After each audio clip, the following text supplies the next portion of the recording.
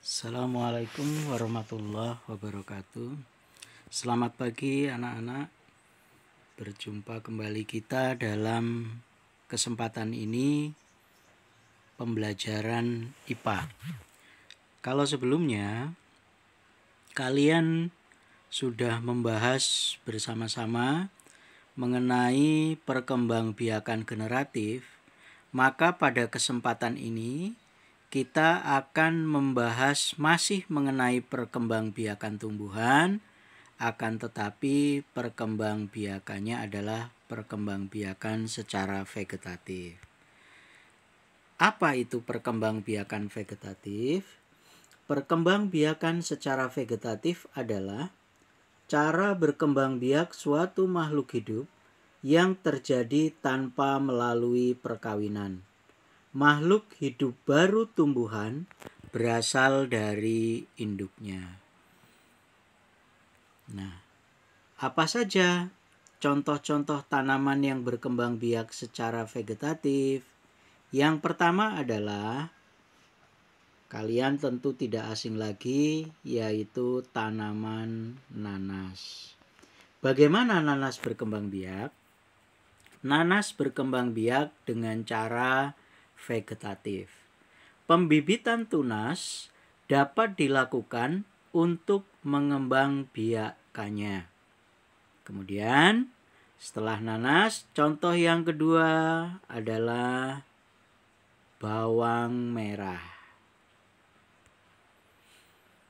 Bawang merah memiliki bentuk berlapis yang di tengahnya akan tumbuh tunas.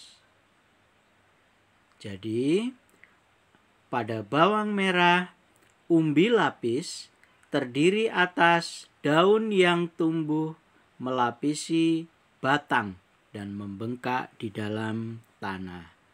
Selanjutnya adalah pohon pisang atau tanaman pisang. Tanaman pisang, sebagaimana kalian ketahui, berkembang biak dengan cara membentuk anak pisangan pohon yang disebut tunas. Nah, ini anak-anak 3 contoh dari tanaman yang berkembang biak secara vegetatif. Tentunya masih banyak lagi tumbuhan lain yang berkembang biak secara vegetatif. Namun di sini hanya dicontohkan 3 saja. Anak-anak, jika sebelumnya kita membahas mengenai contoh tanaman yang berkembang biak secara vegetatif, maka sekarang kita harus tahu apa manfaat perkembangbiakan secara vegetatif. Yang pertama adalah menghasilkan tanaman anakan yang sama persis dengan induknya, lebih cepat dibandingkan perkembangbiakan generatif. Kemudian yang kedua adalah menghasilkan tanaman yang susah tumbuh dari benih, dapat mengendalikan kualitas yang dihasilkan. Nah, itu anak-anak secara singkat sudah Pak Guru jelaskan dalam pembelajaran ini mengenai apa itu perkembangbiakan vegetatif.